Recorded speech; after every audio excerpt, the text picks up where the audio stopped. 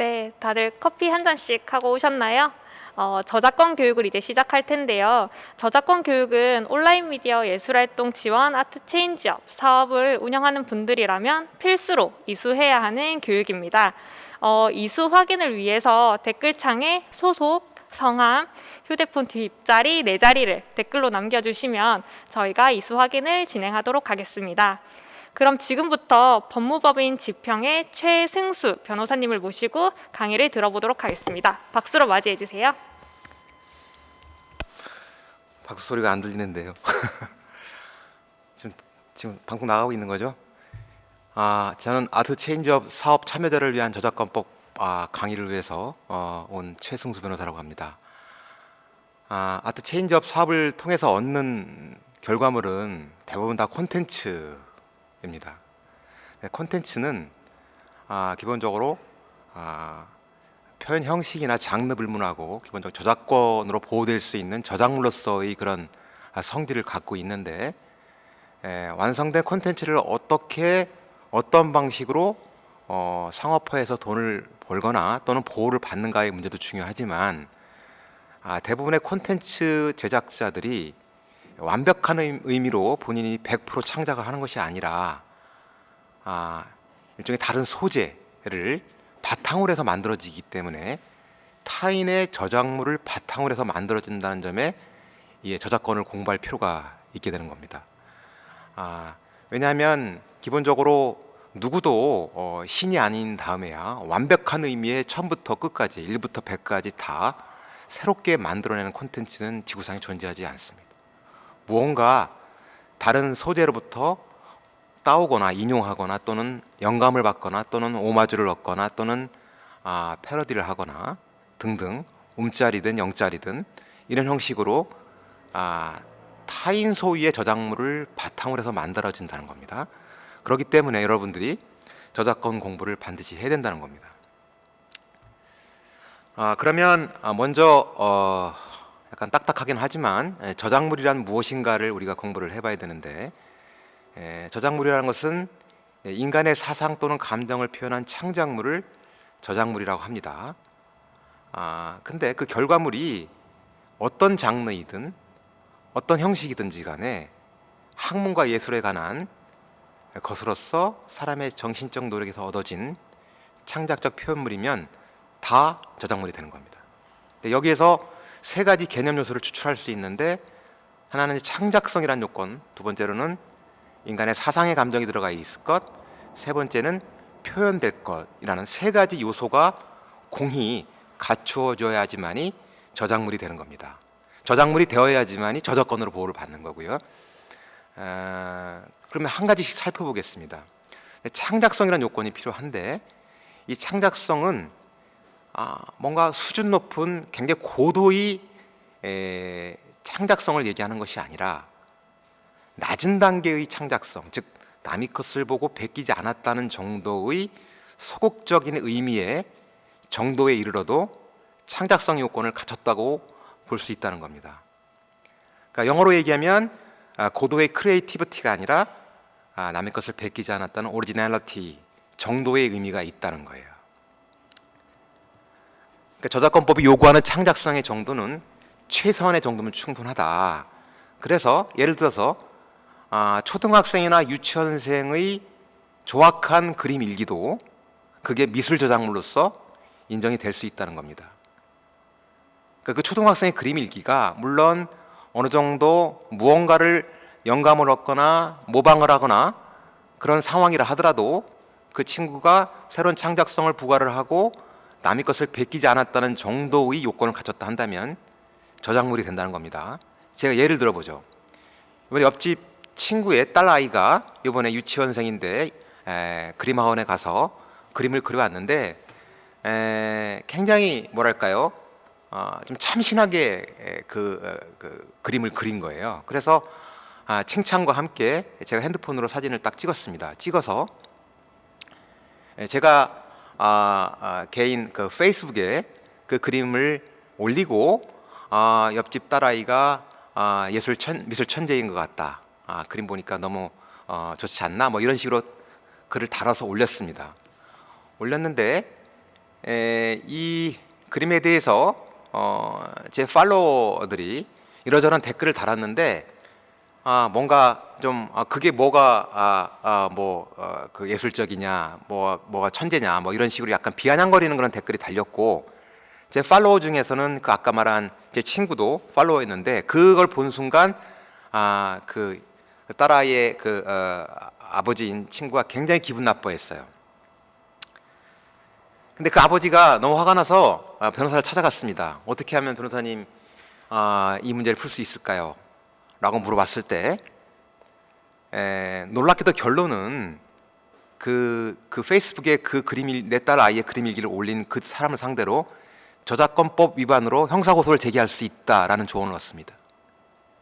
이건 뭐냐면 그 그림 일기가 만약 저작물이라고 한다면요, 저작물은 우리 법이 요구하는 창작성의 정도가 극히 낮기 때문에 저작물이 될 수 있고, 저작물에 대해서는 저작권이 부여되는데, 저작권은 타인의 허락 없이 함부로 복제를 하거나 함부로 전송을 하거나 함부로 방송을 하거나 함부로 이를 바탕으로 해서 다른 창작물을 만들어서 안 된다는 권리를 갖고 있습니다. 그럼 왜 이 부분은 뭐냐? 만약 이 부분이 창작성 요건을 갖춘 저작물을 한다면 저는 저작권자의 동의 없이 페이스북에 전송을 한 겁니다. 물론 그림 일기를 사진을 찍는 것을 봤기 때문에 그런 정도의 내 핸드폰에 복제하는 정도까지는 묵시적으로 동의했다고 볼 수 있으나, 이걸 더해서 페이스북에 올리는 행위는 별도의 행위라는 겁니다. 전송 행위에 해당되는 것이고, 저작권자는 복제권과 함께 전서권도 갖고 있거든요.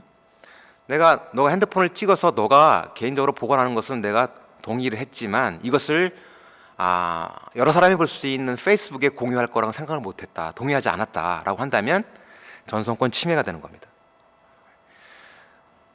이 예에서 알 수 있듯이 저작물의 창작성 스탠다드는 굉장히 낮다라는 겁니다. 그래서 타인의 저작물을 함부로 끌어다 쓰는 것은 굉장히 가공할 만한 결과를 초래할 수 있다는 부분들을 우리가 처음부터 알고 넘어가야 된다는 겁니다.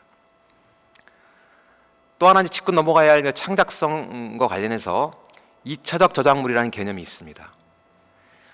아까 말씀드렸듯이 통상의 그 동영상 제작자든 어떤 그 콘텐츠 제작자이든지 간에 완벽한 의미의 모든 것을 다 최초로 창작해내는 분들은 없습니다. 뭔가를 원 저작물에 원 소스가 있고, 이걸 바탕으로 해서 뭔가 변형하고 참조하고 인용하고 갖다 붙이고 하면서 만들어내지 않습니까? 예를 들어서 설국열차라는 영화 예를 들죠. 설국열차는 봉준호 감독이 감독한 영화인데, 원래 스토리는 프랑스의 만화였습니다. 만화가 이미 이제 출판된 만화였고, 그 만화는 어찌됐든 어문 저작물 내지는 미술 저작물이죠. 이걸 바탕으로 해서 봉준호 감독이 이 영화를 만들고자 결심을 하고, 그 만화가의 동의를 얻어서 시나리오 영화 대본을 작성을 합니다. 근데 이 시나리오 대본은 만화와 동일하지는 않죠, 그죠? 뭔가 만화를 바탕으로 해서 스토리 구조라든지 캐릭터를 가져오고 영화에 맞게끔 분량에 맞추어서 변형을 해서 만들어낸 시나리오 어문 저작물인 겁니다. 이 어문 저작물을 바탕으로 해서 다시 영상을 만들어내죠, 그죠? 영화를 만들어냅니다. 이 연쇄고리에서 만화에 대해서 영화 시나리오 대본은 2차적 저작물이라고 하는 겁니다. 시나리오 대본을 바탕으로 해서 만들어낸 영화는 역시 마찬가지로 2차적 저작물이 되는 겁니다. 그죠? 다만 2차적 저작물이 되기 위해서는 원 저작물에 비교해서 새로운 창작성이 부과되어야지만이 2차적 저작물이 되는 겁니다. 2차적 저작물은 원 저작물과는 별개의 새로운 저작물이 되는 겁니다. 그렇기 때문에 설국열차라는 원 만화 외에 이 영화 시나리오 대본은, 이것은 봉준호 감독이 새로운 창작성을 부과한 2차적 저작물이고 별개의 저작물이기 때문에 봉준호 감독이 저작권을 갖고 있는 겁니다. 봉준호 감독이 저작권을 갖고 있는 이 시나리오 대본을 바탕으로 해서 촬영 감독, 그다음에 조명 감독, 미술 감독, 음악 감독, 배우 등등이 많은 사람이 참여를 해서 만들어낸 그 최종 영상 콘텐츠는 이 영화 시나리오 대본에 대하여 역시 마찬가지로 이차적 저작물이 되는 거고요. 영화 콘텐츠는 영화 제작사가 보유하게 되는 겁니다. 그렇죠? 근데 여기서 주의할 점은 뭐냐면 어찌됐든 2차적 저작물은 2차적 저작물을 만들어내는 사람한테 귀속된다. 창작한 사람 귀속된다는 것이고 2차적 저작물은 원저작물에 대해서 새롭게 창작성을 부과했을 때에만 2차적 저작물로서 별도의 저작물성이 획득이 된다는 겁니다. 그래서 원소스 저작물을 바탕으로 해서 뭔가를 만들었는데 이것이 새롭게 창작성을 부과한 2차적 저작물로서 반열에 올라갈지 아니면 그냥 복제물에 불과할지 이 경계의 선상에 있는 것이 아주 애매한 구석이 있는 부분이 있습니다. 예를 들어보죠. 베를린 필하모니의 카라얀이 지휘하는 연주 베토벤의 교향악 곡이 있다 치자고요. 근데 그거를 과거에 아날로그 시대 때에 마그네틱 방식으로 녹음을 해서 음반을 만들어냈는데 카라얀이 사망하고 나서 다시는 이 카라얀이 연주한 것을 볼 수가 없으니까 이것을 디지털로 복제하는 그런 작업을 합니다. 디지털 음원으로 만들어내는 작업을 하는데 음질은 훨씬 더 깨끗하고 좀 나아졌겠죠. 그러면 원래의 아날로그 시대 때의 음반과 이렇게 디지털라이즈돼서 된 새로운 디지털 음원과의 사이는 어떤 관계에 있느냐? 이것이 만약에 디지털 음원이 아날로그 음원에 대해서 새로운 창작성을 부과한 것이라고 한다면 2차적 저작물이 되는 겁니다. 그렇지 않고 당장이 기술적으로 창작성의 문제가 아니라 기술적인 문제만 약간 개선해서 복제한 거에 불과하다. 복제의 방식만 바꾼 것이다 한다면 그것은 2차적 저작물이 아니라 그냥 단순 복제가 되는 겁니다. 어떤 차이가 있느냐? 어찌됐든 원 저작물의 저작권자의 허락이 있든 없든지 간에 2차적 저작물을 만들게 되면 2차적 저작물의 저작권자는 2차적 저작물을 만들어내는 사람한테 귀속이 되는 겁니다. 그죠? 하지만 원 저작물을 바탕으로 해서 새로운 창작성을 부과했다고 볼 수 없을 그런 사소한 형태의 기술적 진보만 가져왔다 한다면 그것은 2차적 저작물에 이를 정도의 창작성이 부과된 것이 아니라 복제에 불과하다는 겁니다. 그래서 이것은 그냥 복제권 침해물에 불과하다는 겁니다.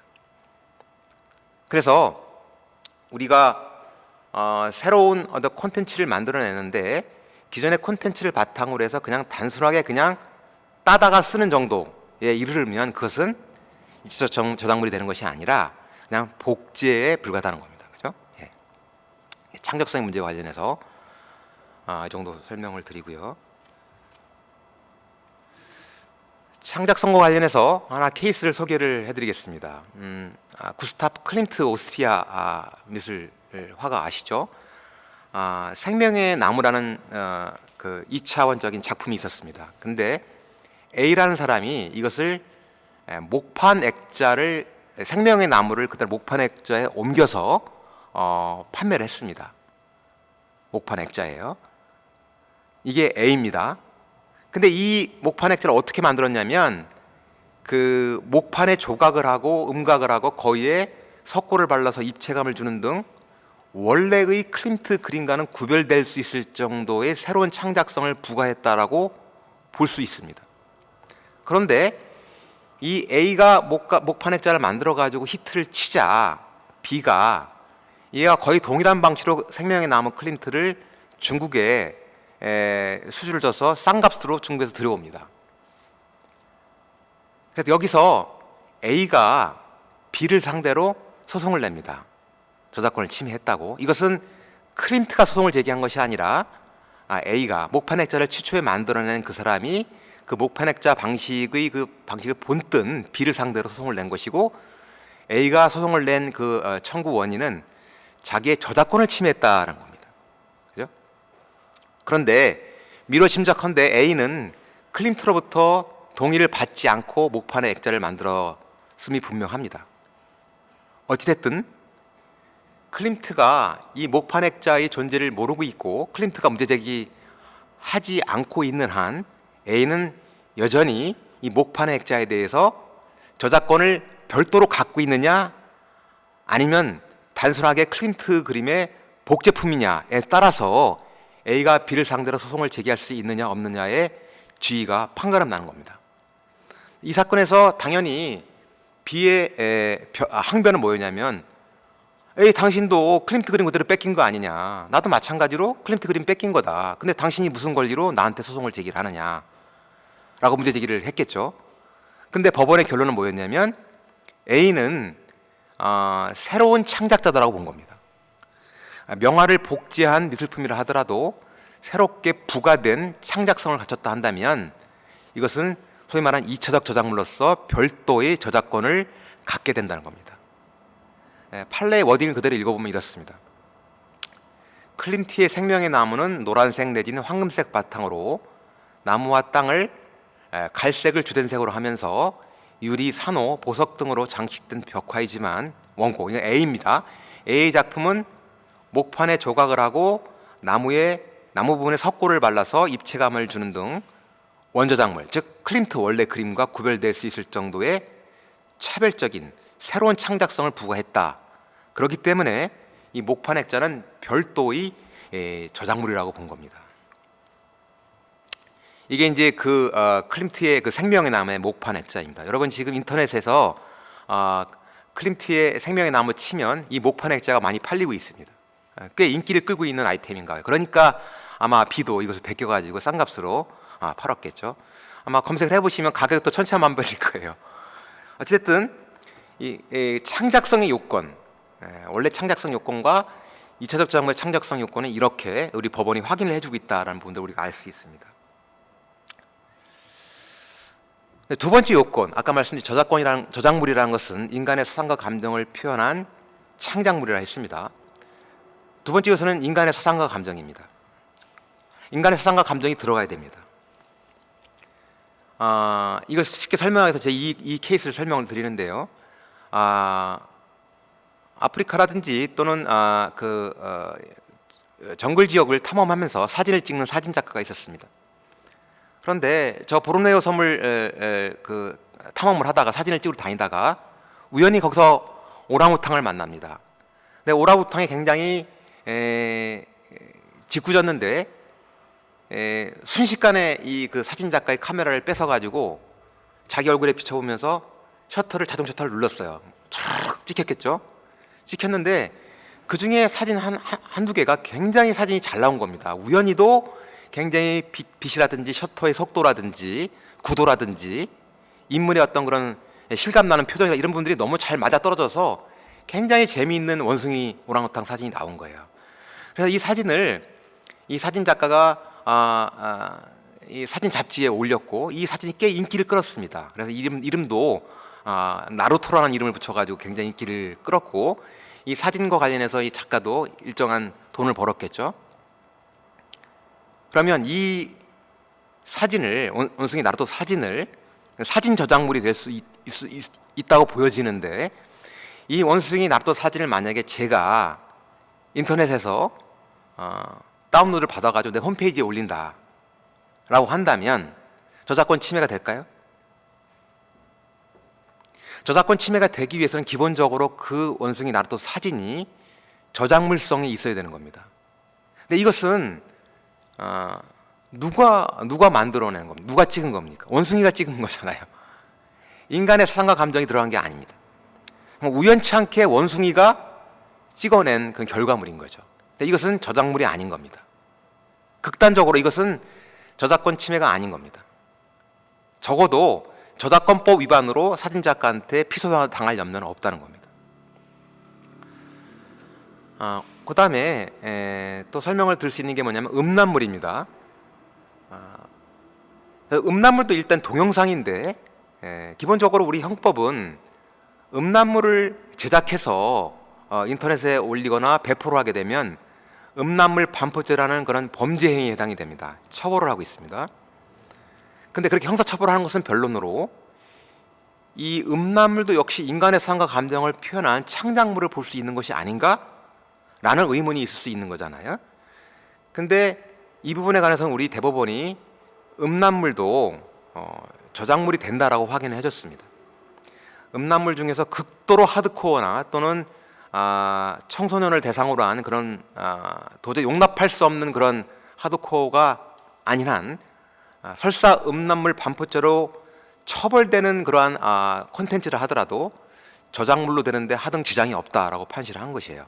그래서 음란물을 만약에 내가 어디서 다운받았다 한다면 두 가지 범죄에 걸릴 수 있습니다. 하나 뭐냐면 내가 그것을 음란물 소지함에 따른 음란물 소지죄, 또 이것을 만약 전송화되면 음란물 반포죄에 걸림과 동시에 음란물을 만든 저작권자의 저작권 침해도 동시에 성립이 되는 겁니다. 그죠? 그렇다는 거고요. 그 다음에 이제 흔히 또 오해를 하는 것이 신문 기사입니다. 신문 기사의 내용은 스펙트럼이 다양한데 예를 들어서 최근에 뉴스 기사가 있지 않습니까? 사실을 보도하는 그냥 단순하게 사실관계를 전달하는 의미의 보도는 저작물성이 없다라고 얘기를 하고 있습니다. 근데 상당히 많은 신문 기사는 사실관계를 전달하는 그러한 보도 기사가 많죠. 근데 똑같은 팩트나 똑같은 보도 자료, 똑같은 장관의 인터뷰 내용을 보도한다 하더라도 기자마다 약간의 내용이 다릅니다. 그렇기 때문에 실무에서는 신문 기사는 아주 극히 예외적인 경우를 제외하고는 다 저작물로 취급을 하고 있습니다. 그렇기 때문에 신문 기사를 함부로 우리 홈페이지라든지 또는 내 블로그에 카피 앤 페이스트 방식으로 옮겨놓는 것은 그건 저작권 침해가 된다는 것을 명심해야 됩니다. 또 하나 또 쟁점이 뭐냐면 저작물의 제목은 어떤가? 이게 이제 중대한 케이스가 있는데 하나 뭐냐면 에마 부인 사건입니다. 에마 부인 1, 2, 3, 4가 나오고 나서 그 제작자가 동일한 제작자였는데 나중에 어떤 사람이 에마 부인 5를 1, 2, 3, 4의 제작자의 동의 없이 에마 부인 5를 제작해서 영화관에 걸었습니다. 그러니까 에마 부인 1, 2, 3, 4의 제작자가 5를 제작한 그 제작자를 상대로 해가지고 소송을 걸었습니다. 저작권 침해로 소송을 걸었습니다. 근데 에마 부인이라는 그런 영화, 영상 저작물은 비록 에마 부인이라는 용어를 썼지만 1, 2, 3, 4하고 콘텐츠의 유사성은 없어요. 기본적으로 컨셉 자체가 뭐 중년의 가정 주부인데 뭔가 권태기를 느껴가지고 약간의 방황을 한다는 아주 극히 원칙적인 그런 아이디어는 비슷할지 모르겠지만 등장인물의 구조라든지 스토리 라인이라든지 플롯 다 다릅니다. 단지 우리가 유사하다고 보는 것은 에마부이라는 용어를 썼다는 제목을 썼다는 것뿐이에요. 그럼 에마부이라는 제목에 대해서 영화 제목에 대해서 저작물성을 부여할 것이냐? 우리 법원은 일관되게 영화 제목이든 책 제목이든 어떤 콘텐츠의 제목은 저작물이 아니다라고 보고 있습니다. 그것은 저작물의 재호는 표지에 불과하고 별도의 독립된 사상 감정의 창작적 표현이라고 보기 어렵다고 판시를 하고 있습니다. 다음 세 번째 요건은 뭐냐면 표현이라는 것입니다. 저작권법은 이따 설명하겠지만 굉장히 강력한 권리를 저작권자한테 부여를 하고 있습니다. 마치 독점적 권리를 부여하는 겁니다. 이러한 저작물에 대해서는 함부로 내 허락 없이 복제하거나 함부로 베끼지 마, 비슷하게도 만들지 마 라고 할 수 있는 권한이 부여되어 있어요. 굉장히 강력한 권리를 부여하는 겁니다. 그런데 그렇게 되면 사실은 후발주자들이 와서는 뭔가 새로운 표현의 여지가 없을 수도 있는 거잖아요. 그죠? 새로운 저작물을 만들 수가 없게 되는 거잖아요. 왜냐하면 기존의 수많은 그 선대 작가들이나 선대 제작자들이 너무나 많은 그 표현을 저작물을 만들어냈는데 내가 새롭게 와가지고 뭔가를 만들면은 다 저작권 침해로 소송을 당할 가능성이 있기 때문에 그죠? 그래서 이 저작권법은 극단적으로 말할 때는 그런 아이디어는 그냥 베껴도 된다는 겁니다. 아이디어는 가져와도 된다는 거예요. 다만 앞선 사람들이 만들어 놓은 그 표현 자체는 베끼지 마라. 표현 자체는 베끼지 않는데 그 표현에 숨어 있는 아이디어는 극단적으로 베껴도 된다는 거예요. 이게 이른바 저작권법이 얘기하는 아이디어 표현 이분법이라는 겁니다. 왜 그럴까요? 왜 아이디어는 베껴도 된다 할까요? 왜냐하면 아이디어까지 그렇게 강력한 독점적 권리를 부여하게 되면 후발주자들이, 우리 후배들이, 우리 후손들이 새롭게 뭔가를 창작할 만한 소재가 하나도 없어지게 되는 거예요. 그렇기 때문에 그런 아이디어의 그런 사용은 자유롭게 하라라는 것이 아이디어 표현 이분법의 원리라는 겁니다. 지금까지 이제 어떠한 요건이 있을 때 저작물이 성립이 되느냐라는 것을 설명을 드렸고요. 그러면 저작물은 어떤 저작물의 종류가 있느냐? 그것은 무궁무진합니다. 표현의 형식이나 장르나 방법, 여하를 불문하고 인간의 사상과 감정을 표현한 창작적 표현물이면 다 저작물입니다. 몇 가지 이제 전형적인 예가 있죠. 어문 저작물. 책이나 소설이나 그죠? 시나 그 에세이나 영화 대본이나 시나리오 대본이나 드라마 극본이나 어문 저작물입니다. 뉴스레터나 그죠? 설명서나 어문 저작물이죠. 그다음에 음악 저작물, 이건 설명이 굳이 필요 없을 것이고, 연극이나 고전 연극이든 현대 연극이든 뮤지컬이든 무용극이든 다 연극 저작물입니다. 미술 저작물, 건축 저작물, 사진 저작물. 사진 저작물도 마찬가지로 사진 저작물은 누구한테 저작권이 기속이 될까요? 제가 어떤 풍경이라든지 또는 어떤 인물을 사진을 찍었어요. 찍었을 때 그 피사체는 이 사진에 대해서 아무런 권리가 없습니다. 단지 그 사람은 초상권을 가질 따름이지 이 사진을 찍은 사진 작가한테 사진 저작권이 기속이 되는 겁니다. 그다음에 드라마라든지 영화라든지 여러분들이 지금 기획하고 있을 여러 가지 유튜브 콘텐츠 같은 건 다 영상 저작물이 되는 것이죠. 도형 저작물, 그다음에 컴퓨터 소프트웨어도 다 저작물이라고 보고 있습니다. 그래서 인터넷에 돌아다니는 MS 워드라든지 어떤 그 컴퓨터 소프트웨어를 함부로 다운받게 되면 그것은 저작권법 위반이 되는 겁니다. 자, 그러면 누가 이제 저작자인가를 살펴보죠. 저작물을 만들어내는 사람이겠죠. 저작물을 창작한 사람이 저작자가 되는 겁니다. 그럼 누가 저작물을 창작한 사람이냐? 창작적 표현에 직접 기여한 사람만이 창작자가 되는 저작자가 되는 것입니다. 예를 들어보죠. 제가 요번에 돌아가신 아버님의 아주 오래된 그 흑백 사진을 갖다가 제가 아는 아마추어 화가한테 이 그림을 컬러로 그려달라고 요청을 합니다. 외주를 오더를 냈어요. 그래서 돈 200만 원을 주기로 하고 그림을 그렸는데 대신에 여기서 아버지가 눈이 약간 좀 눈썹이 약간 없어졌는데 눈썹을 약간 좀 칠해 주시고요. 그다음에 쌍꺼풀 약간 흐릿하게 있는 쌍꺼풀도 약간 진하게 해주시고요. 입술은 너무 두꺼운데 약간 해주시고 광대뼈 약간 밀어주시고요. 등등의 제가 일정한 디렉션을 줬습니다. 화가가 그림을 그려왔는데 마음에 안 들어요. 뭔가 인지한 모습이 없는 거예요. 약간 날카로워 보여요. 그래서 다시 또 수정을 요청합니다. 그래서 한 서너 번 정도 수정을 거친 끝에 제가 미술품을 받습니다. 그리고 이제 만족해가지고 이제 받았어요. 그러면 이 그림에 대해서 저작권을 누가 갖고 있는 걸까요? 적어도 그림을 그리는 화가는 저작자인 것을 알겠는데 저도 이러저러한 코치도 했고 여러 가지 수정을 끌치는 여러 가지 아이디어를 제공했고 그랬습니다. 돈도 줬고요.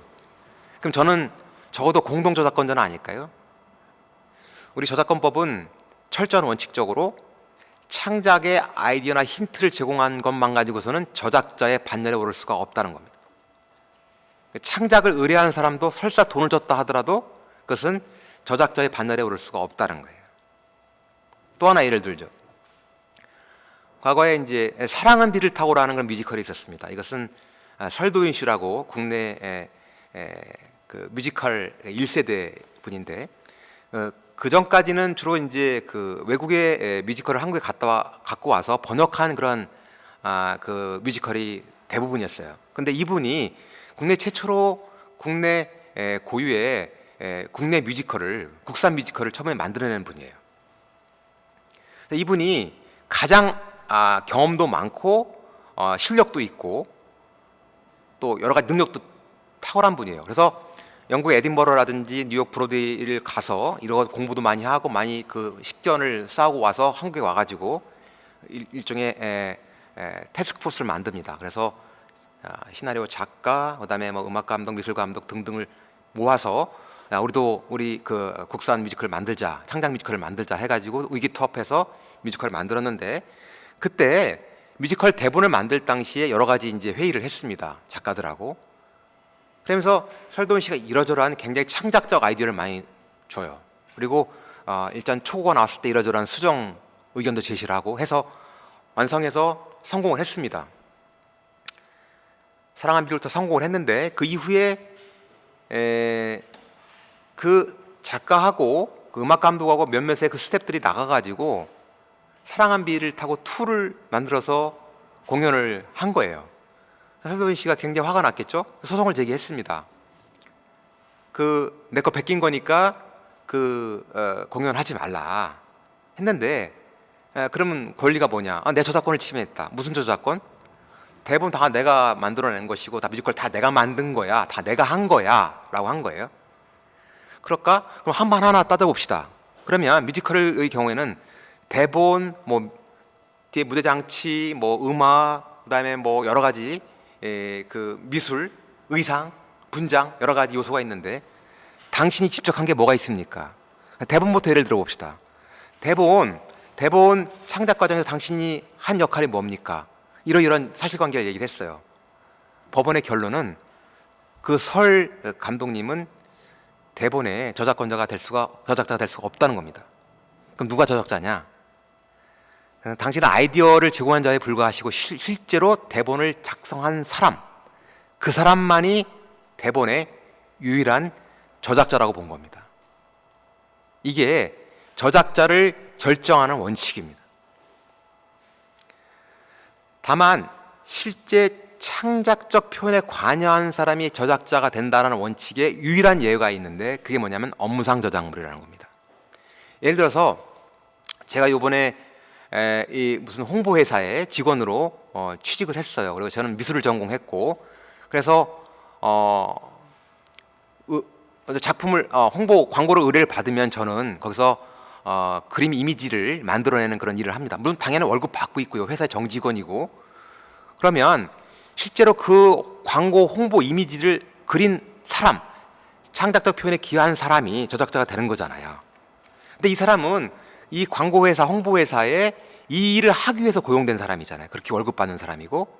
이런 경우를 업무상 저작물이라 하는 겁니다. 이런 경우에는 처음부터 저작자는 그 광고회사가 저작자가 된다는 겁니다. 이것이 저작물을 창작한 사람이 저작자가 된다는 원칙의 유일한 예외가 된다는 겁니다. 그 다음에 저작자는 통상 혼자인 경우도 있지만 창작을 보통은 여러 사람이 같이 함께하는 경우가 많이 있죠. 예를 들어서 요새는 뭐 그 힙합 음악을 만들 때 보면 뭐 가사든 작곡이든 그냥 뭐 컴퓨터 음악 프로그램 앞에 모여가지고 밤새도록 맥주하고 술 마시면서 떠들어대면서 그러니까 자다가 또 하면서 음악을 뚝딱 만들어냅니다. 가사든 또는 멜로디 라인이든 간에. 그럴 때에 작곡을 예를 들면 힙합 그 작곡을 예를 들면 상당히 만약에 3명의 친구가 만약에 관여해서 만들었다 치자고요. 다수가 창작적 표현에 관여를 한 겁니다. 아니겠습니까? 이런 경우에는 이것을 공동저작물이라고 합니다. 작곡은 작곡 저작권이 발생하는 것인 작곡 저작물이 되는데 세 사람이 밤새도록 떠들어대면서 만들어낸 그 곡에 각각 A, B, C가 기여한 부분들을 분리해서 이용할 수가 없는 거, 분리해낼 수 없는 거, 이것을 공동저작물이라 합니다. 그런데 멜로디 라인과 가사 부분은 분리할 수 있죠, 그죠? 분리할 수 있습니다. 왜냐하면은 작곡과 작사 부분은 분리해서 이용할 수 있습니다. 그래서 이것을 결합저작물이라고 하는 겁니다. 분리해서 이용해낼 수 있는 것을 결합저작물이라 하고, 분리해서 이용할 수 없는 것을 공동저작물이라고 하는 겁니다. 그러면 공동저작물과 결합저작물의 근본적인 차이는 무엇이냐, 이겁니다. 공동저작물의 경우에는 공동저작자 전원의 동의가 없으면 이것을 처분할 수가 없어요. 예를 들어서 밀정이라는 영화를 만들었습니다. 영화를 만들었는데 상당히 많은 사람들이 창작적으로 관여를 했죠. 촬영감독, 조명감독, 미술감독, 뭐 작가 등등 감독 여러 사람이 관여를 했잖아요. 대표적인 공동저작물입니다. 그런데 완성된 콘텐츠를 가지고 이것을 해외에 배급을 해야 되는데, 만약에 일본 수입사가 이 밀정이라는 영화를 수입하겠다고 좋은 조건으로 오파를 했습니다. 그런데 당연하게 돈을 벌어야 되니까, 수익을 실현시켜야 되니까 뭐 이거는 오케이를 해야 되는 거잖아요. 근데 그 중에 조명 감독이 반대를 한 겁니다. 우리 집안은 뼈대 있는 독립운동가의 가문이다. 그래서 나는 내 눈에 흙이 들어가기 전에는 일본 사람들한테 파는 건 나는 찬성하지 않는다 라고 하면 그것은 처분을 할 수가 없게 되는 겁니다. 이게 공동저작물의 커다란 뭐랄까요, 특질이라고 할 수 있습니다. 공동저작자 설명을 드렸고, 결합저작물 설명을 드렸고, 업무상 저작물 설명을 드렸습니다. 참, 누가 저작자이냐, 아까 창작적 표현에 기여한 사람만이 저작자가 된다라고 말씀을 드렸는데, 케이스를 하나 소개해드리죠. 이게 이제 소위 말하는 조영남 대작 사건의 조영남 대작입니다. 상당히 기발한 사실은 아이디어죠. 왜냐하면은 이 화투를 소재로 이용해서 그림을 그린다는 것이, 화투는 또 꽃이고요. 이 제목이 극동에서 전해진 꽃다발입니다. 그죠? 사실은 이 화투는 한국하고 보통 일본에서 많이 하고 있으니까 아주 그럴듯하게 아이디어도 기발해요. 그리고 저 화투를 꽃으로 이렇게 연상시키는 그런 사실은 기발한 아이디어입니다. 근데 이제 조영남 씨가 여러 가지 예능 프로그램에 나와서 자기가 사실은 예술적 재능도 있고 자기가 직접 그림을 그린다는 부분들을 막 이렇게 카메라에 보여주면서 자기가 직접 그렸다는 취지의 그러한 여러 가지 모습들을 보여줬죠. 근데 조영남 씨가 이 사건에서, 형사 사건에서 기소가 된 것은 사기죄로 기소가 된 겁니다. 그러니까 나는 저 그림을 조영남 씨 작품인 줄 알고, 조영남 씨가 그린 것인 줄 알고 샀는데, 알고 보니까 조영남 씨 작품이 아니었네, 조영남 씨가 그린 게 아니었네 라는 것이 사기죄의 주요한 그 검사의 주요한 논거예요. 이 사건에서는 1심에서 유죄가 나왔다가 2심 대법원에서 다 무죄가 나왔죠. 근데 이제 실상은 보면 저 그림은 본인이 직접 붓칠한 게 아니고 그 강릉에 있는 그 대작 작가가 실제 그린 겁니다. 그래서 조영남 씨의 과거의 그림을 바탕으로 해서, 야, 요번에 그 한 4, 5 사이즈로 해서 그 화병에다가 꽃을 듬뿍 있는 형태로 해가지고 배경은 약간 블러링 처리해가지고 그걸 해가지고 보내와. 그럼 조영남 씨가 거기다 글씨 쓰고 자기가 낙관 찍고 이렇게 그림을 완성한 거라고 만약에 가정을 하면, 저 그림은 저작권법적으로 볼 때는 조영남 씨가 저자가 아니죠. 그죠? 아까 제가 말씀드렸지만 창작적 표현에 직접 기여한 사람만이 저작자가 되는 겁니다. 그런데 미술평론가나 미술사가들의 입장에서는 저게 조영남 작품이라는 데 이의를 달지는 않아요. 기본적으로 저 아이디어를 저 사람이 낸 거니까. 그리고 현대 미술의 사조, 특히 이 컨셉추얼리즘은 어떤 이 그림을 뭔가 붙이는 능력, 이 부분은 중요한 게 아니라는 거예요. 뭔가 아이디어나 컨셉이나 이런 발상이 중요하다는 거죠. 대표적인 예로 이 그 컨셉추얼리즘의 선두 최초의 작품이라 일컬어지는 남자 화장실 공중 화장실에 변기를 거꾸로 달아놓고 이에 대해서 제목을 파운틴이라는 샘이라고 이름을 붙이죠. 그죠? 이거를 실제로 변기를 자기가 제작한 것도 아니고 이게 뭔 그 작가의 그 작품을 만드는데 뭐 어떤 그런 붙일 능력이나 이런 게 조각을 하는 능력은 필요 없는 거잖아요. 아이디어가 중요하고 컨셉이 중요한 거잖아요. 따라서 저 아이디어를 낸 조영남 씨의 작품이다. 미술사적으로, 미술평론적으로 그건 이의를 달지 않아요. 하지만 이게 저작권법적으로 볼 때 저게 저작자가 조영남 씨이냐 이 문제는 다른 문제인 겁니다. 저는 저작권 전문가로서 판단하건대 저거는 저작자는 조영남 씨가 아니다라고 결론을 질 수밖에 없는 겁니다. 이게 이른바 아이디어 표현 이분법의 대전제이기 때문에 그렇다는 겁니다. 조수 고용의 문제를 좀 더 깊이 들어가 보면 저 밑에 있는 그림은 데미안 헐스트라는 유명한 작가입니다.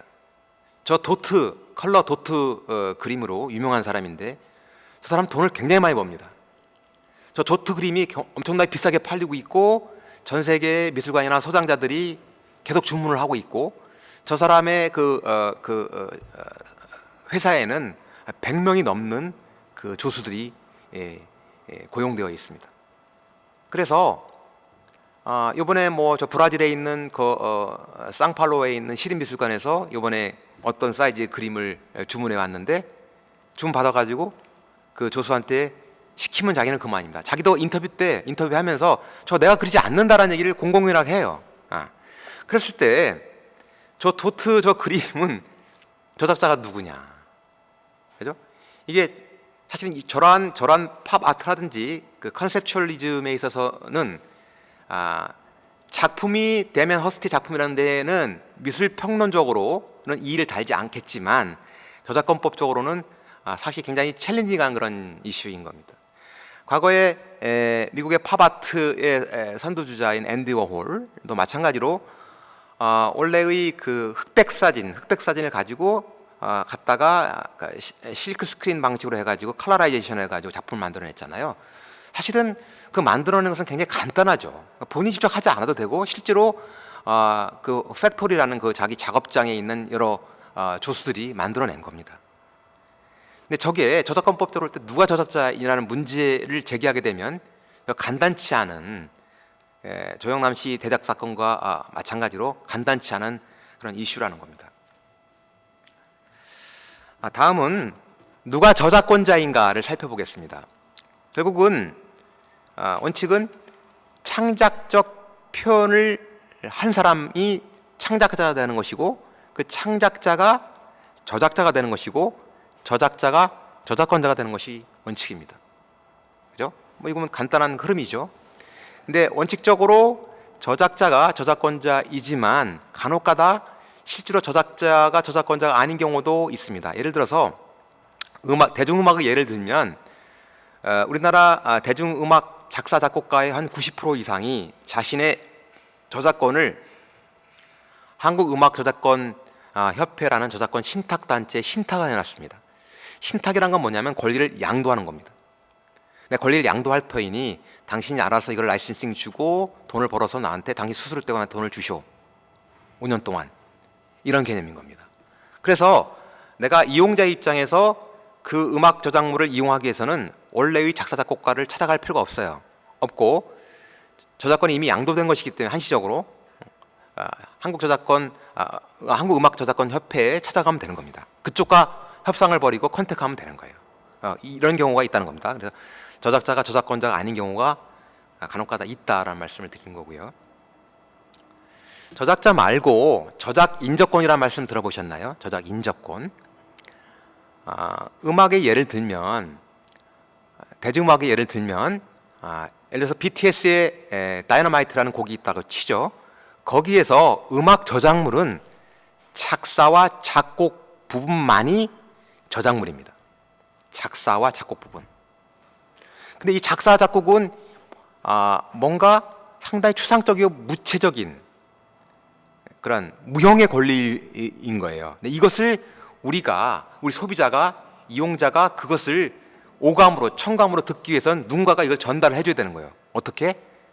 노래를 부르는 방법으로, 연주를 하는 방법으로 그것을 우리한테 전달해주는 사람, 이런 사람을 실현자라고 합니다. 실현자. 누구죠? 실현자는 BTS라는 가수입니다. 그죠? 그리고 노래를 부르고 연주를 하고 이것을 기술적으로 음반을 만들어서 음원의 형태로 우리한테 공급하는 사람, 이 사람을 음반 제작자로 합니다. 이 음반을 만들어내는 음반 제작자도 작사, 작곡을 대중한테, 소비자한테 전달하는 데 기여를 한 사람입니다. 이 사람 음반 제작도 마찬가지로 저작 인적권자인데, 아까 말씀드렸지만 저작권자는 상당히 많은 권리가 부여되어 있는데 저작 인적권도 그에 유사한 권리가 부여되어 있습니다. 만약에 저작권자가 10개의 권리를 갖고 있다 한다면 저작 인적권자도 약 한 7가지 정도의 권리를 갖고 있다는 겁니다. 그래서 저작권에 이웃하는 권리다라는 의미에서 저작 인적권, 네이버링 라이트를 한글로 번역한 것이 저작 인적권이라는 겁니다. 저작 인적권도 우리가 권리 허락을 받아야 된다는 겁니다.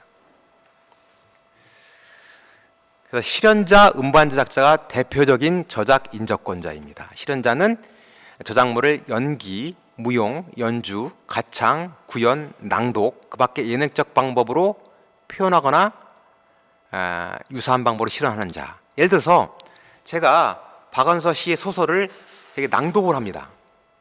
소설이라는 언문 저작물을 여러분들한테 표현하는 거잖아요. 구현해내는 거예요. 낭독의 방법으로 구현하기 때문에 저는 실현자가 되는 겁니다. 그럴 때에는.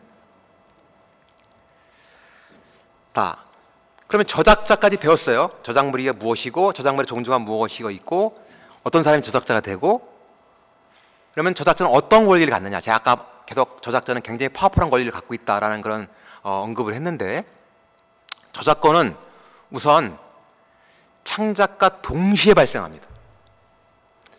이를테면 극단적인 예로 제가 지금 뭔가 제 머릿속에 있는 이 강의 콘텐츠를 표현해내고 있잖아요. 표현하는 순간 강의 저작물이 발생하는 겁니다. 이것을 어디에 복제를 하거나 저작 매체에 고정을 하거나 또는 이것을 어디에 등록할 필요가 없어요. 이걸 이른바 무방식주의라고 하는 겁니다. 상표나 특허 같은 경우에는 반드시 등록을 해야지 권리가 발생하지만 이 저작물의 경우에는 저작권이 발생하기 위해서는 그런 등록이 필요가 없다는 겁니다.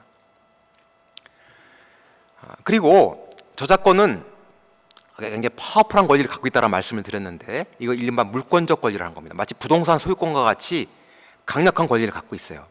그래서 내 허락 없이 쓰게 되면 그거 당장 쓰지 마. 그 다음에 당장 쓴 거 다 폐기해. 나가. 폐기해. 내 권리를 방해하는 것을 배제할 수 있는 권리를 갖고 있어요. 뿐만이 아니라 침해한 사람을 상대로 해가지고 손해배상을 청구할 수 있는 권리도 갖고 있습니다. 이른바 준물권성이라고 하는 겁니다. 공공성이란 건 뭐냐면, 내가 상가를 소유하고 있어요. 상가란 부동산을 소유하고 있습니다. 그런데 내가 이것을 만약에 A한테 만약에 이 30평짜리 상가를 만약에 임대를 줬다 한다면 A가 임차를 해가지고 사용하는 기간 동안은 다른 사람이 B가 동시에 이용할 수가 없잖아요. 제가 동시에 그 상가 건물을 A에도 주고 B에도 주고 할 수는 없는 거잖아요. 그죠? 하지만 저작물은 그렇지 않습니다. 저작권은 무형 콘텐츠이기 때문에 내가 이 다이너마이트라는 곡을 A한테 라이센스 준다 해가지고 B한테 줄 수가 없으니까 동시에 줄 수가 있는 것이죠.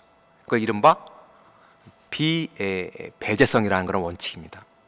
이런 원칙 때문에 콘텐츠 비즈니스는 굉장히 많은 돈을 벌 수 있는 가능성이 열리는 거예요. 그 다음에 이게 무한정 영구불변의 권리냐? 그렇지는 않다는 겁니다. 저작권은 1702년 최초의 저작권법이 발생한 영국의 앤영법에 따르면 보호기간이 14년이었어요. 14년이고 한 번 연장해서 28년까지가 맥시멈이었습니다. 근데 그 이후에 나라마다 입법이 개선되면서 계속 연장되는 역사를 가져왔는데, 미국이나 한국이나 살아생전 플러스 4, 5, 70년까지 이게 보호가 됩니다. 4, 5, 70년이 지나게 되면 이것은 이른바 만인 공유의 영역이 되어서 누구도 이용할 수 있게 되는 거죠. 그걸 이른바 퍼블릭 도메인이라고 합니다. 그다음에 저작권은 어떤 권리를 갖고 있는가를 설명을 드리고 있는데, 저작권은 창작과 동시에 저작 재산권과 저작 인격권이 동시에 발생합니다. 저작 재산권은 이런 형태로 존재합니다. 내 허락 없이 이용하지 마라고 할 수 있는 권리인데, 허락 없이 이용한 거에 대해서 다 폐기 처분을 구할 수 있는 권리예요. 허락 없이 복제하지 마, 허락 없이 공연하지 마, 허락 없이 방송하지 마, 허락 없이 전송하지 마, 허락 없이 전시하지 마, 허락 없이 배포하지 마, 허락 없이 대여하지 마, 허락 없이 함부로 변형해서 2차적 저작물을 만들지 마 라고 할 수 있는 그런 권리로 존재하는 겁니다. 저작권이라는 것은 일종의 이거 모든 것을 포괄하는 개념인 거예요. 존재하는 것은 이렇게 복제권, 공연권, 방송권, 전송권 이런 형태로 존재하는 겁니다. 그래서 우리가 이용 허락을 받으려면 내가 이용하는 것이 복제도 되고 만약에 전송도 된다 한다면 저작권자로부터 복제 허락 앤드 전송 허락을 다 받아야 되는 거예요. 예. 저작권자는 저런 형태로 권리를 갖고 있기 때문에 그렇다는 겁니다. 그러기 위해서 내가 타인의 저작물을 이용한다 한다면 내가 이용하는 유형이 어떤 것인지를 먼저 분석할 필요가 있어요. 그렇기 때문에 그것이 저작권자의 어떤 권리 허락을 받아야 되는 것인지, 권리 허락을 받지 않게 되면 어떤 권리 침해 상태가 되는 것인지를 우리가 알아야 된다는 겁니다. 저작 재산권은 양도하거나 라이센스 줄 수 있습니다. 그런데 이 저작 재산권과 함께 동시에 뭐가 발생하냐면 저작 인격권이 발생합니다. 대표적인 게 성명표시권, 독립성 유지권인데 이런 겁니다. 허락을 받고 제 음악을 내 동영상에 그 배경음악을 깔았다 하더라도 허락을 받았어요. 허락을 받았다는 건 뭐냐면 복제 허락과 전송 허락을 받은 겁니다. 그런데 그렇다 하더라도 반드시 그 음악의 작사가와 작곡가는 반드시 적어줘야 된다는 겁니다. 이게 이른바 성명표시권이라는 거예요. 허락을 받고 썼든 허락을 받지 않고 썼든 반드시 저작자의 이름을 표시해야 된다는 그런 원리, 그것이 성명표시권입니다. 독립성 유지권은 뭐냐면 제가 어떤 영화를 바탕으로 해가지고 이것을 방송할 수 있는 권리를 제가 라이센스를 받았어요. 이용 허락을 받았어요. 그런데 이 러닝 타임 너무 길고 중간에 약간 내가 생각할 때는 약간 좀 지루한 부분이 있었어요. 그래서 120분짜리 이 그 영화를 싹둑 잘라가지고 80분짜리를 해가지고 만약에 방송을 했다라고 한다면, 물론 방송권에 관한 권리 허락을 받았지만 저작 인격권 중에서 독립성 유지권을 침해하게 되는 겁니다. 그죠? 함부로 저작물의 원본성, 무결성, 전체성을 해치지 말라라는 것이 독립성 유지권이라는 겁니다. 주의를 해야 되는 겁니다. 저작권은 양도할 수 있고요. 또 저작권은 아까 말씀드렸지만 영원한 건 아니고 살아생전 플러스 4, 5, 70년까지 보호가 되기 때문에 상속이 가능합니다. 상속이 가능한 거고요. 그래서 사실은 굉장히 그 매력적인 콘텐츠나 잘 팔리는 스테디셀러를 갖고 있는 저작자의 음악 저작물 굉장히 그 작곡가 돈 많이 버는 저작권 많이 버는 사람들이 있잖아요. 그런 사람들은 경우에 따라 미리 사전 증여나 또는 상속을 하는 유언장을 만들어 놓기도 합니다. 저작권을 침해하면 어떤 책임을 지느냐 문제인데, 손해배상을 청구할 수 있고 권리자 입장에서, 그다음에 당장 그 복제권 침해한 결과물 다 폐기해, 그다음에 인터넷에 올린 거 다 내려, 앞으로 하지 마라고 할 수 있는 권리가 있는 겁니다. 뿐만이 아니라 이게 이제 형사 고소도 할 수 있어요. 그래서 이게 형법상 절도죄의 법정형이 5년 이하의 징역 또는 5천만 원의 벌금인데 똑같습니다. 저작권 침해죄도 5년 이하의 징역 또는 5천만 원의 벌금이 되는 겁니다. 그래서 권리자는 저작권을 침해당했을 때 민사소송을 낼 수도 있고 형사고소도 할 수 있어요. 그래서 권리자 입장에서는 굉장히 파워풀한 권리가 되는 겁니다. 그래서 함부로 타인의 저작권을 침해하게 되면 굉장히 가공할 만한 참사를 우리가 불러올 수 있다라는 점을 유의를 해야 된다는 겁니다. 지금까지 말씀을 드린 것은 저작물이란 무엇이냐, 누가 저작자이냐, 저작권은 어떤 권리고 어떠한 그 내용으로 구성되어 있느냐, 저작권을 침해하게 되면 어떠한 효과를 갖느냐를 설명을 드렸는데, 때로는 타인의 저작물을 허락 없이 이용할 수 있는 경우도 있습니다. 대표적인 게 저작권법 28조에 보도 비평, 교육, 연구 등을 위해서, 목적 조항입니다. 이 목적으로 정당한 범위 안에서 공정한 관행에 합치되게 이를 인용할 수 있다. 인용이라는 것은 대부분의 유형들 다 포괄하는 개념이에요. 그러면 내가 이번에 비영리 목적으로 하는데 저 조항에 해당이 되지 않을까요? 근데 영리든 비영리든 중요한 게 아니에요. 비영리라고 해서 저작권 제한 조항에 해당되지 않습니다. 저 조항에 해당되는 전형적인 예를 들어보죠. 문학평론가예요. 문학평론가인데 이번에 이제 이 부산 지역에 있는 문인들을, 대표적인 문인들을 작품들을 읽고 한 3명의 평론가와 아마추어 평론가가 모여가지고 서로 토론하고 내용을 동영상을 찍어가지고 유튜브에 올리는 그런 사업 계획을 했다 치자고요. 그러면 부득불 이 부산 지역 그 문인의 작품을 읽을 수밖에 없잖아요, 그죠? 일정 부분 읽을 수밖에 없어요. 근데 사실 비평하기 위해서는 그 작품을 그대로 인용할 수밖에 없지 않겠습니까? 다 전체 소설 전체를 인용하지 않고 몇 가지 평론의 대상이 되는 그런 패러그래프를 읽겠죠. 이런 경우가 대표적으로 비평의 목적으로 정당한 범위 안에서 이게 인용한 경우에 해당이 되는 겁니다. 이게 28조에 따르면 이 부분은 허락 없이 이용할 수 있는 경우에 해당이 되는 겁니다. 그 다음에 사적 이용에 의한 복제는 뭐냐면 이런 겁니다.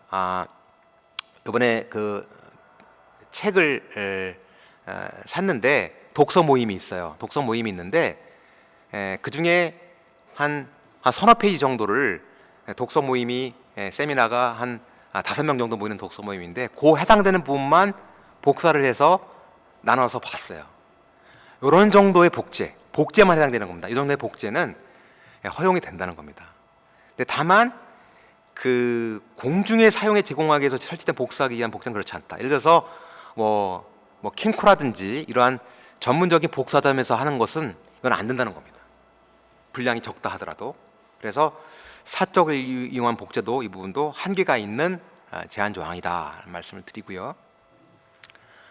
공정한 이용이라는 페어 유스라는 공정이라는 말씀을 혹시 들어보실지 모르겠는데 이렇게 4가지 요소를 종합적으로 고려를 해서 보도 비평, 교육 연구 등을 위해서 정당한 이익을 부당하게 해치지 않는 범위 내에서 이용할 수 있다라는 법리가 공정한 이용입니다. 이 모든 부분들 다 종합해서 판단해 봐야 되는 거예요. 이게 사실 쉽지가 않습니다. 이번에 내가 타인의 저작물을 바탕으로 해가지고 뭔가를 만들려고 하는데 패러디물을 만들려고 하는데 이게 공정 이용에 해당될까요? 해당되지 않을까요? 라고 물어오면 저도 섣불리 해당이 됩니다라고 판단할 수가 없어요. 대표적인 얘기가 이겁니다. 이게 이제 그 앤디 호울의 작품이죠. 마릴린 먼로의 흑백 그 사진을 갖다가 실크 스크린 방식으로 컬러라이제이션을 한 겁니다. 원저작물이 있는 거죠. 있는 건데 이건 소송이 걸린 작품입니다. 그래서 사진 저작권자가 앤디 워홀을 상대로 해서 소송을 걸었습니다. 내 저작권을 침해했다. 허락 없이 썼다.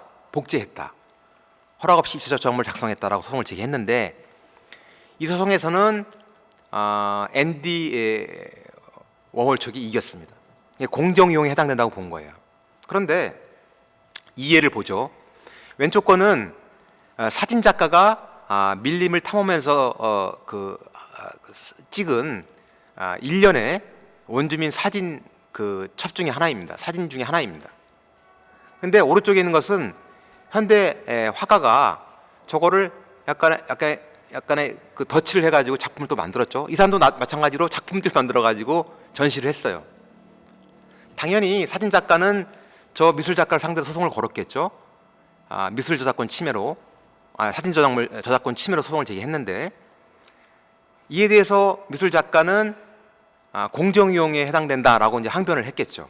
했는데 뉴욕 연방지방법원에서 판시를 하기를 1심에서는 저 미술 작가가 이겼습니다. 이것은 공정이용에 해당된다. 이겼는데 항소를 했죠. 항소법원에서는 놀랍게도 공정이용이 아니다라고 판시를 한 거예요. 전 세계에서 가장 저작권법에 관한 한 최고의 전문적인 식견을 갖고 있다고 하는 미국 뉴욕의 연방지방법원, 연방항소법원의 판사들도 저 똑같은 팩트를 놓고 공정이용에 해당되느냐 해당되지 않는 걸 정반대의 결론을 내린다는 겁니다. 그렇기 때문에 함부로 우리도 타인의 저작물을 이용할 때 이건 내가 놀라운 아까 말한 이런 정도의 예술적 성취를 누린 것이니 공정이용에 해당된다라고 섣불리 단정할 수가 없다는 겁니다. 그러니까 함부로 타인의 저작물을 이용해 가지고 섣불리 공정이용의 법리에 기대어서 면책될 거라고 생각한다면 큰 오산이라는 겁니다. 이거는 의도하지 않는 타인 저작물을 이용한 예입니다. 이게 뭐냐면 TV 광고물인데요. 호텔 로비가 아마 촬영한 장소였던 모양이에요. 그래서 카메라 앵글은 당연하게 이제 주인공 남녀에 향하고 있었고, 그런데 우연히 호텔 로비의 뒤편에 저러한 모빌 조각 작품이 있었던 모양이에요. 그래서 광고 나갔고 인터넷에 올라가 있고, 그래서 저 모빌 작가가 소송을 제기한 겁니다. 저것은 내가 저작권을 갖고 있는 미술 저작물인데 난 미술 저작권자이고 내 허락 없이 함부로 저것을 광고에 이용했으니, 이용했다는 건 뭐냐면 복제했고 방송했고 전송했다는 겁니다. 침해했으니 저거 당장 쓰지 마, 다 내려, 돈 내놔 라는 소송을 제기한 겁니다. 저 소송에서 당연히도 광고주나 광고 제작업자는 뭐 공정이용 항변 등등을 했는데 놀랍게도 저 소송에서는 광고주가 패소했고 미술 작가가 이겼습니다.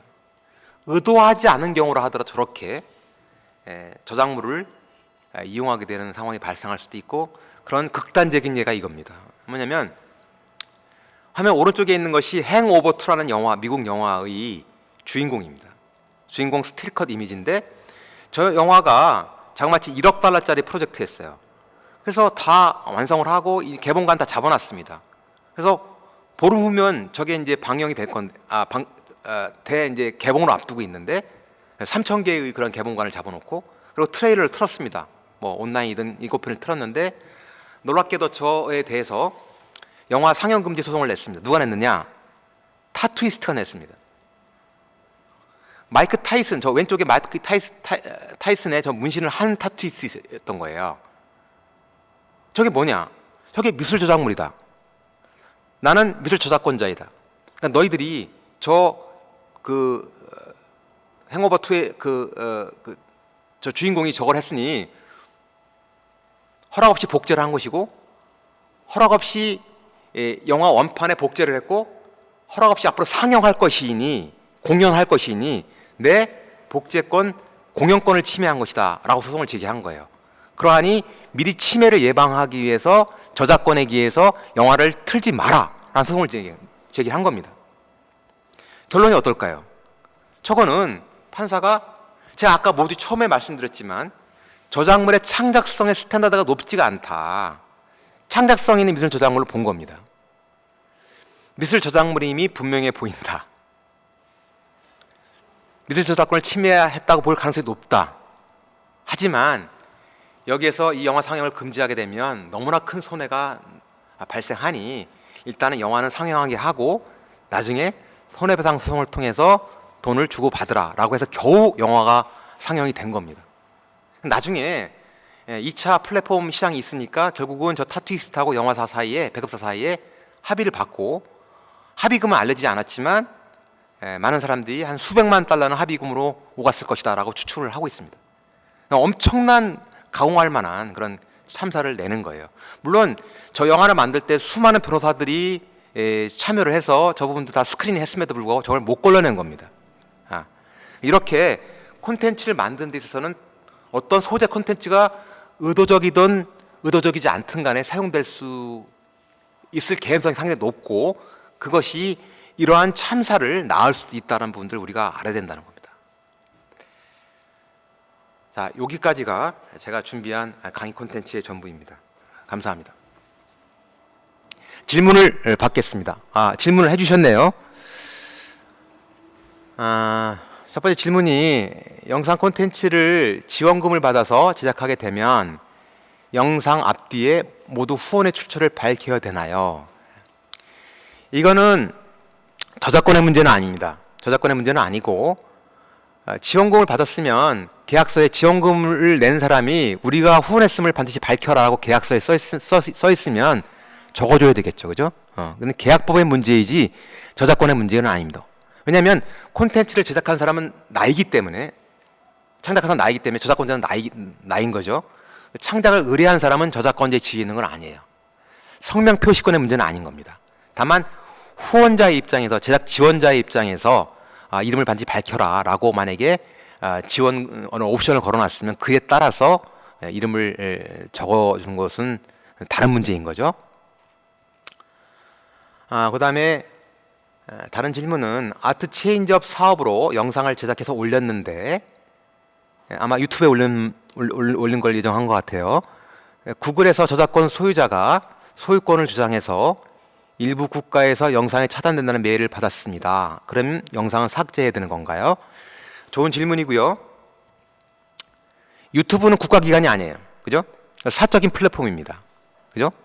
그래서 내가 영상을 제작했는데 영상 콘텐츠의 저작권자가 아니거나 내가 올린 사람 아니거나 그 콘텐츠에 들어가 있는 것이 다른 저작물을 사용해서 그 사람의 저작권을 침해한 상황이 되면 아까 말씀드린 그 행오버2의 그 타투이스처럼 내 콘텐츠가 부당하게 사용되어서 구글에 올라왔으니 내 그 미술 저작물을 복제했고 전송한 것이다. 침해한 것이니까 유튜브 당신은 이거 내려라 라고 하면 유튜브는 내리는 겁니다.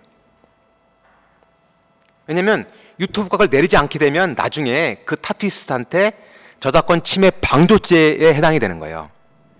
침해를 돕게 되는 것이기 때문에 이렇게 권리 침해 신고를 받게 되면 노티스를 받게 되면 반드시 테이크다운을 해야 됩니다. 테이크다운 하지 않으면 구글이나 유튜브가 책임을 지기 때문에 저작권으로부터 항의를 받게 되면 내리는 겁니다. 그런데 내가 요번에 허락 없이 음악 콘텐츠를 내 유튜브를 콘텐츠를 만들 때 배경음악을 깔았어요.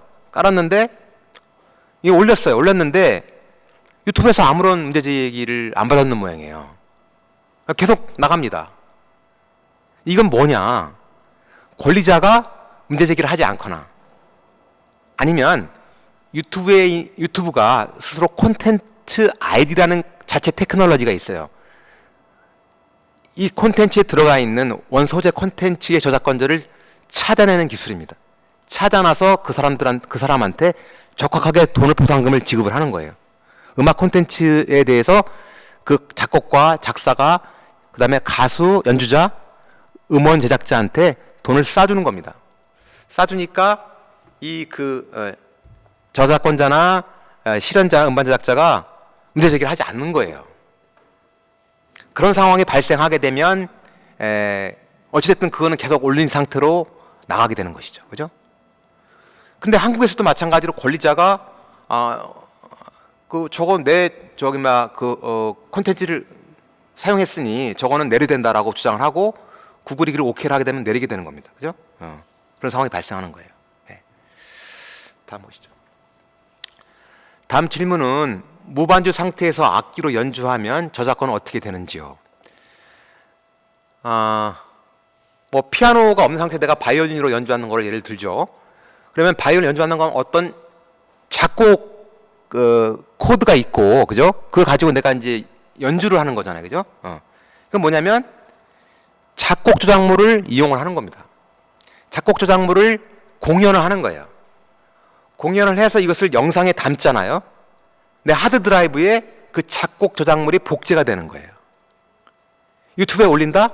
전송이 되는 거예요. 그래서 그 작곡 저작물을 내가 연주를 하게 되면, 이렇게 연주해서 올리게 되면 복제 공연 전송이라는 그런 저작권 침해 행위가 발생하는 겁니다. 이런 경우에도 저작권 침해가 발생한다는 거예요. 다음, 영상에서 어떤 음반을 소개하는 것을 목적으로 음원 사이트에 있는 앨범 아트를 삽입하는 것도 저작권의 문제가 되는 것인지 궁금합니다. 이게 정확한 질문의 취지가 뭘까요? 앨범 아트, 이게 뭐 앨범의 커버 사진, 커버 그런 이미지를 얘기하시는 것 같아요. 우리 보면 이제 어떤 음반이 있으면 음반의 그 커버 표지가 이게 그 올라가잖아요. 원칙적으로 얘기하면 이거는 음악 저작물과 전혀 상관이 없는 거예요. 미술 저작물이 되는 겁니다. 그죠? 그림이기 때문에 별도의 미술 저작물이 되는 거예요. 그렇기 때문에 이 부분은 미술 저작권 침해가 될 수도 있어요. 근데 다만 아까 얘기했지만 이 음원에 대해서는 내가 권리 허락을 얻었어요. 얻어가지고 이 음원을 내가 어떤 사이트에 올리는데 불가피하게 음원 커버 사진에 대해서, 음원 앨범 표지에 대해서도 따라오게 되는 경우가 있잖아요. 지금 멜로디도 보면 아마 그럴걸요. 앨범 사진이 올라가 있잖아요. 그렇게 불가피하게 올라가는 경우에는 이게 별도의 미술 저작권에 대해서 용인되는 것으로 해석될 여지는 있어요. 있지만 원칙적으로 볼 때는 음반 저작물과 앨범 커버 사진은 별개 저작물이다. 그건 미술 저작물이다 라는 겁니다. 그 원칙을 일단 알고 계시면 좋을 것 같아요. 댄서가 음원 사용을 허락받은 후 편집하는 경우 어떻게 될까요? 그래서 이제 이번에 이제 어떤 내가 공연을 하기 위해서 반주로 이제 음원을 이제 이번 공연에 이 음원을 사용하겠다 허락을 받았어요. 받았는데 그 음원에 대해서 편곡 약간 좀 그건 내 이번 그 컨셉에 약간 어긋나서 이 컨셉에 맞게 약간 모디파이 할 수 있잖아요. 그런 경우에는 이 원칙적으로 볼 때는 허락을 받아야 되는 겁니다. 그 음원이라는 것은 작곡가와 작사가와 음반 제작자의 권리가 다 녹아 있는 거예요. 녹아 있는 건데 각자가 다 복제권이라든지 등등의 권리를 갖고 있고 2차적 저작물 작성권을 갖고 있는 겁니다. 원곡을 그대로 사용하지 않고 원곡을 바탕으로 해서 뭔가 변형과 새로운 뭐 창작성 부과하는 형태로 가게 되면 그것은 원저작권자의 2차적 저작물 작성권을 침해하는 것이 되는 거예요. 그래서 내가 허락을 받을 때 반드시 계약서에 이번 그 댄스 공연의 컨셉에 맞게끔 약간의 편곡을 하는 거에 대해서도 반드시 허락받는 문구를 써줘야 되는 거예요. 그래야지 안심이 되는 겁니다. 다음은 댄서가 사용하는 음원의 저작권료를 지급할 때 한국음악저작권협회에 명시된 방법대로 진행하면 될까요? 일반적으로 이렇게 하시면 됩니다. 그래서 저희도 음원이라고 돼 있는데 정확하게는 일단 우리가 BTS의 다이너마이트라는 음원을 사용한다 했을 때는 여기에는 굉장히 많은 사람의 권리가 숨어 있어요. 그 음원에는 누구? 작사가, 작사 저작권, 작곡 저작권, 노래를 부른 BTS라는 가수의 실현자의 권리, 그다음에 이 곡을 연주한 연주자의 권리, 이것도 실현자의 권리죠. 이 음반을 만든, 이 음원을 만들어낸 빅히트 엔터테인먼트라는 음반 제작자 권리가 다 숨어 있는 거예요. 이 모든 게 숨어 있는 거예요. 근데 이것을 음원을 내가 뭐 어디서 사용을 하는지 모르겠지만 사용할 때는 이거를 통합적으로 관리해 주는 데가 한국음악저작권협회예요. 한국음악저작권협회한테 문의를 하면 제가 아까 말씀드린 이 모든 것들을 다 당신들이 처리해 주는 겁니까? 라고 반드시 문의를 해야 돼요. 원래는 음악저작권협회는 작사와 작곡만을 원래 권리 처리하는 기관이긴 하지만 다른 실현자라든지 음반 제작자의 권리도 한꺼번에 처리하는 통합 관리를 하기 때문에 한국음악저작권협회에 문의를 하게 되면 그 모든 분들 통합적으로 완샷에 권리 허락을 받을 수 있는 길이 열려 있습니다. 한번 그 부분에 한번 문의를 다시 해보시고요. 그 다음에 마지막 질문 하나 더 받고 마무리 질까요?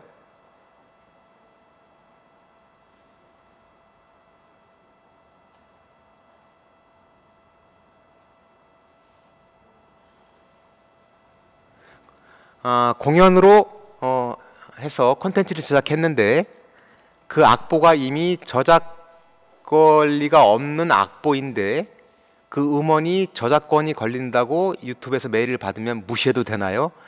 유튜브한테 메일 받으면 무시하면 안 됩니다. 안 되고요. 아까 말씀드렸지만 그 음원이라는 것은 거기에 많은 권리가 숨어 있는 거예요. 그래서 작사가도 숨어 있고 작곡가도 숨어 있고 노래 부르는 가수도 숨어 있고 연주자도 숨어 있고 음반제작도 숨어 있는 거예요. 물론 그 중에 하나가 뭐 권리가 없거나 이미 소멸됐거나 할 수도 있겠죠. 나머지 권리가 살아있으면 이 부분은 문제제기를 할 수 있는 거고 사용 못하는 거예요. 아까 말한 그 수많은 권리자들 다발들을 그중에 하나라도 펑크가 나면 사용을 못하는 겁니다. 그죠? 예.